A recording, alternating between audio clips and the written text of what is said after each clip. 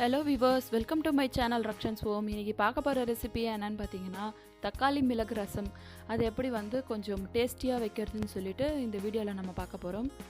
வீடியோக்குள்ளே போகிறதுக்கு முன்னாடி நம்மளோட ரக்ஷன்ஸ் ஹோம் சேனலை சப்ஸ்கிரைப் பண்ணலைன்னா சப்ஸ்கிரைப் பண்ணிக்கோங்க. பக்கத்தில் இருக்க பெல் ஐக்கானையும் அப்படியே கிளிக் பண்ணிக்கோங்க. இப்போ வீடியோக்குள்ளே போகலாம்.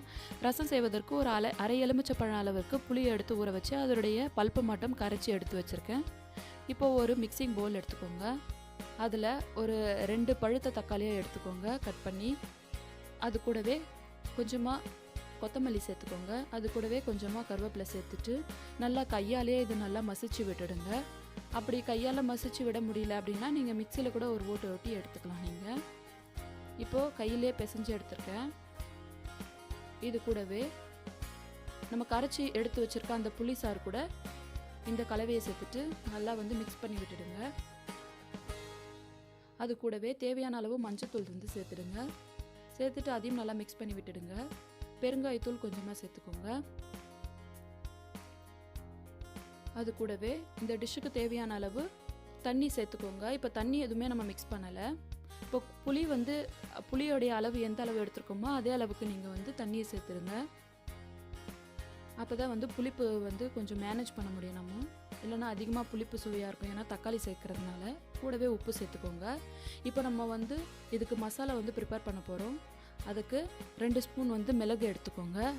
2 ஸ்பூன் சீரகம் சேர்த்துட்டு ஒரு 4லேருந்து 5 பல் பூண்டு, ஒரே ஒரு பச்சை மிளகாய் சேர்த்து நம்ம ஃப்ரெஷ்ஷாக இதில் இடித்து எடுத்துக்க போகிறோம்.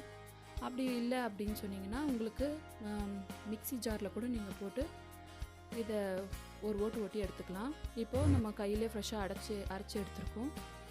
இப்போது ஒரு அடிகனமான பாத்திரம் எடுத்துக்கோங்க. அதில் 2 ஸ்பூன் எண்ணெய் விட்டுட்டு கடுகு தாளிப்பதற்கு சேர்த்துட்டு கருவேப்பிலை, காஞ்ச மிளகாய் 2 சேர்த்துட்டு நல்லா ஃப்ரை பண்ணி விட்டுக்கோங்க. இது நல்லா ஃப்ரை ஆனதும் நம்ம இடித்து எடுத்து வச்சுருக்க அந்த மசாலாவையும் இதில் சேர்த்துட்டு எண்ணெயிலே கொஞ்சம் நேரம் நல்லா ஃப்ரை பண்ணிக்கோங்க.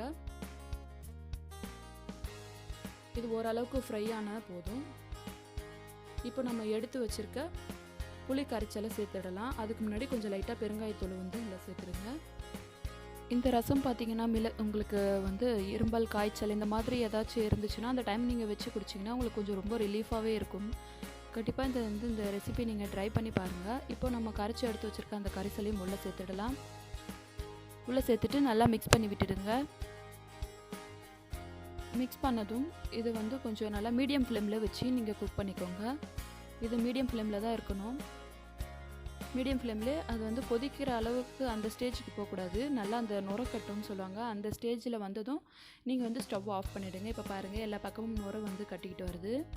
ரொம்ப கொதிக்க விடக்கூடாது. கொதிச்சதுன்னா ரசம் டேஸ்ட்டாக இருக்காது அப்படின்னு சொல்லுவாங்க. ஸோ அதனால் இந்த ஸ்டேஜில் ஸ்டவ் ஆஃப் பண்ணிவிட்டு கொத்தமல்லி தழையை போட்டுடுங்க. போட்டுட்டு நல்லா மிக்ஸ் பண்ணி விட்டுடுங்க. இப்போது மழை குளிர்காலத்துக்கு ஏற்ற தக்காளி மிளகு ரசம் நம்மளுக்கு சூப்பராக ரெடி ஆகிடுச்சு.